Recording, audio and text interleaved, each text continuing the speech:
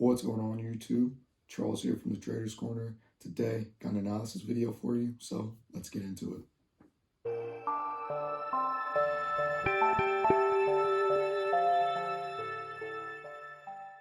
So, like I said, today I'm going to be doing some analysis for you. Got quick analysis, so 3 pairs, Euro USD, Aussie USD, and USDJPY. So, hope you enjoy it, and let's stop talking, and let's get into it. And I'm just going to be going through and pretty basically just, seeing what I would be looking for the week. Obviously I'm not going to say exactly the types of setups that I'm looking to trade, as I usually, I do it on Saturdays, but I found it often changes, but I just do it out of habit. But I really do it on Sunday in the afternoon before the market opens, or like right after the market opens, because, if something is going to basically be ready right at market open, I probably would have known that from Friday or Saturday forecasting, which is why I do it on Friday and Saturday as well. So I would have been prepared for that. But otherwise, I have some time to do some general forecasting, right at market open on Sunday. So I usually do it like, right in the afternoon time.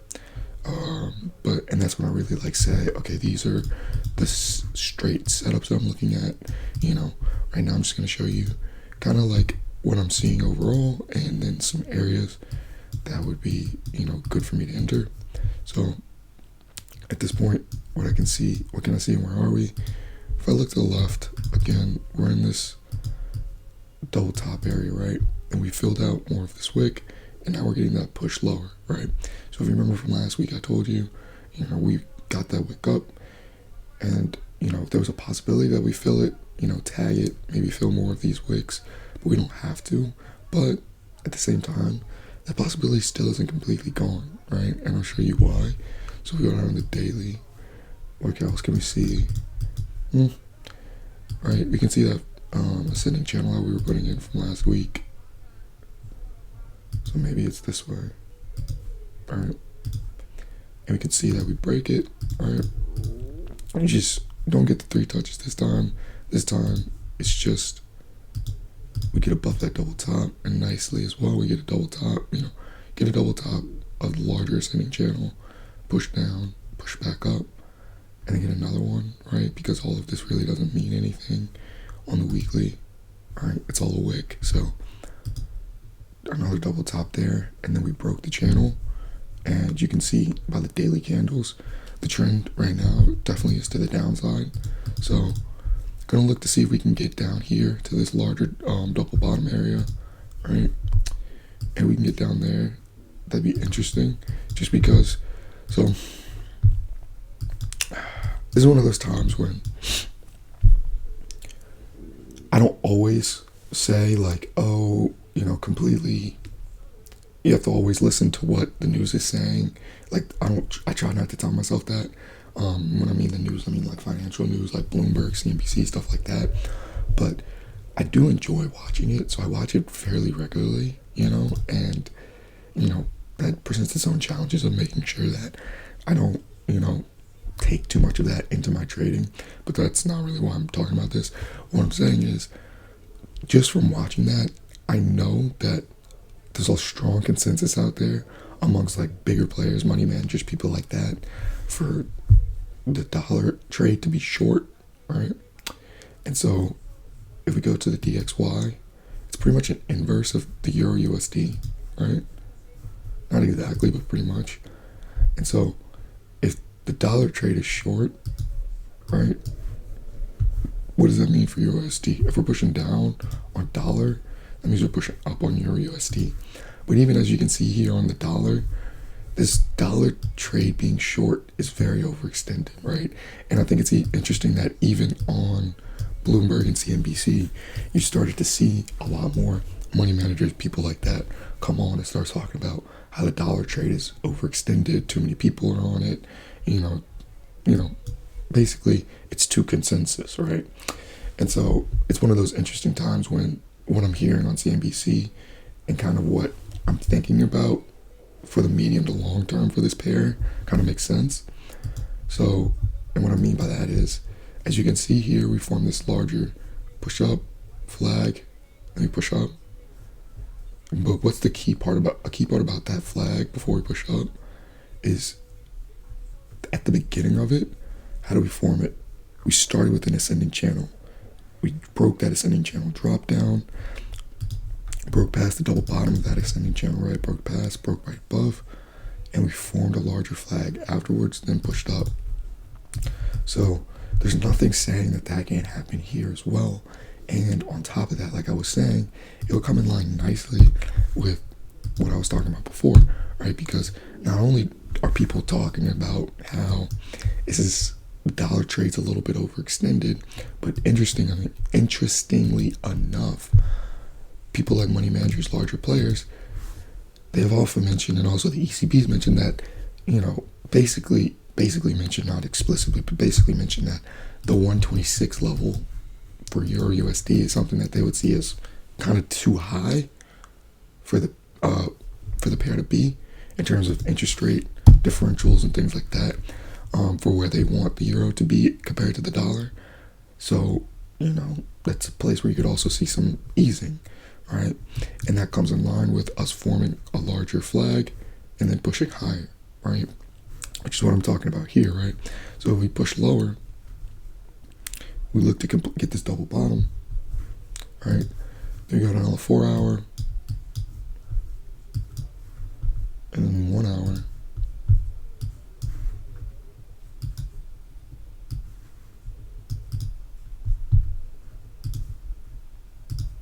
So this is one of those times when it's like, is it here? It's not that at all. I'm tired. This is one of those times where it's like, is it here? Right?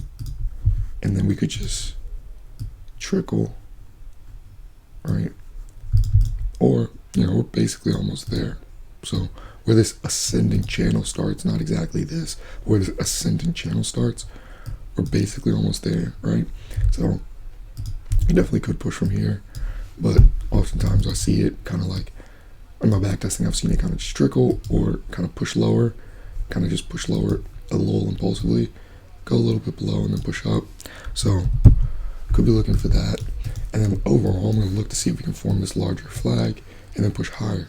Now, nicely enough, if we push up from this area and then get up to this double top, or get up to this third touch, I would still look to take that as well, because I'm not just going to say, like I was saying before, I try not to let that influence too much, what I hear on the news influence my own trading, just because, people like that can oftentimes tell you something opposite of what they actually want to do and stuff like that. So it's just like, you never really know. I try to just focus on what I've back tested, and when I was back testing, I wasn't focusing on the news, I was just focusing on my trading. So that's what I try to focus on when I'm trading.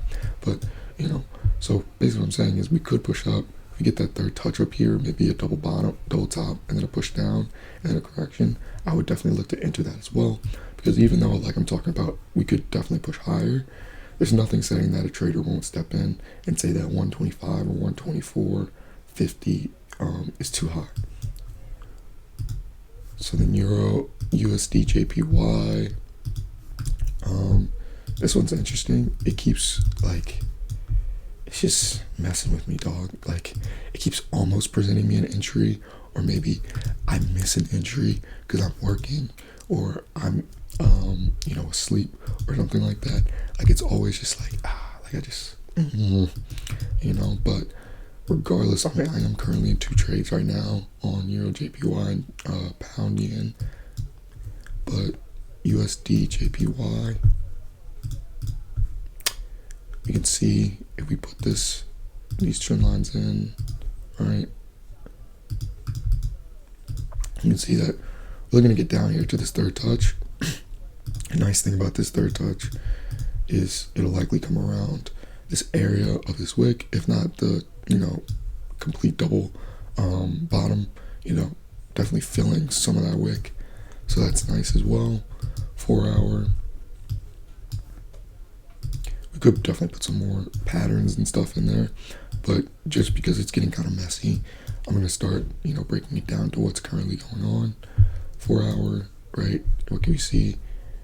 See that we kind of got this push up, So at this point, we got on the 1 hour.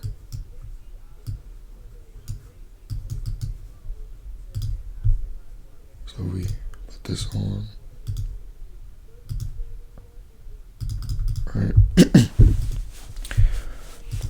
Then obviously we have a larger flag as well here. So we can kind of form this out and then push lower. Right? Obviously we can get down to that double bottom just from that.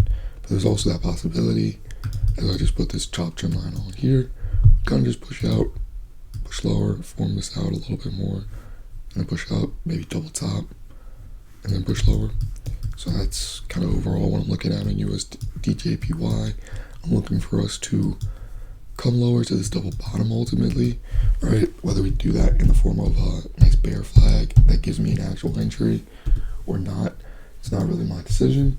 But, you know, ideally we look to come lower down here to this larger double bottom or to a third touch. But if we get presented an opportunity to take something to the buy side from here that fits my plan, I would take that as well, just because. So if we look in now, you can see that we kind of have this flag going right here, right? So there's a possibility we kind of push down, double bottom, maybe third touch in there. And on top of that, like I said, overall, the higher time frames already are looking to the upside. So somebody might say that 103.87 is enough, and let's take this to the upside now. So that's USDJPY.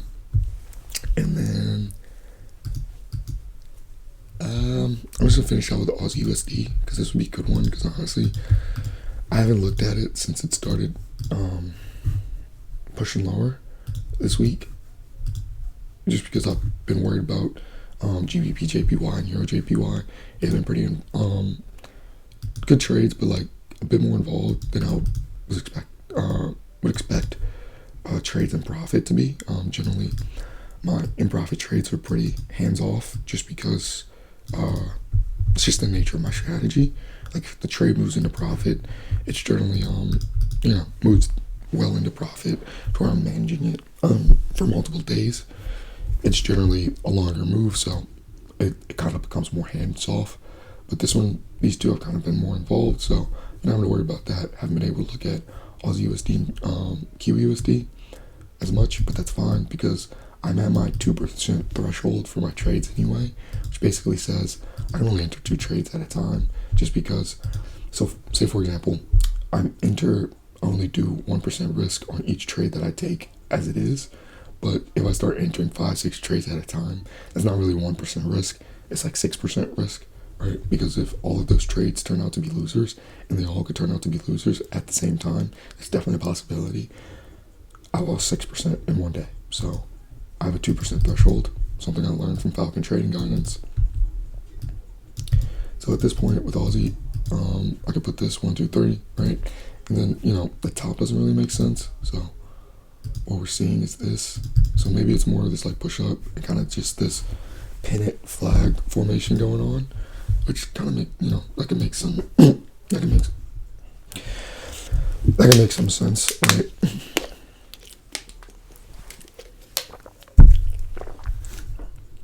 But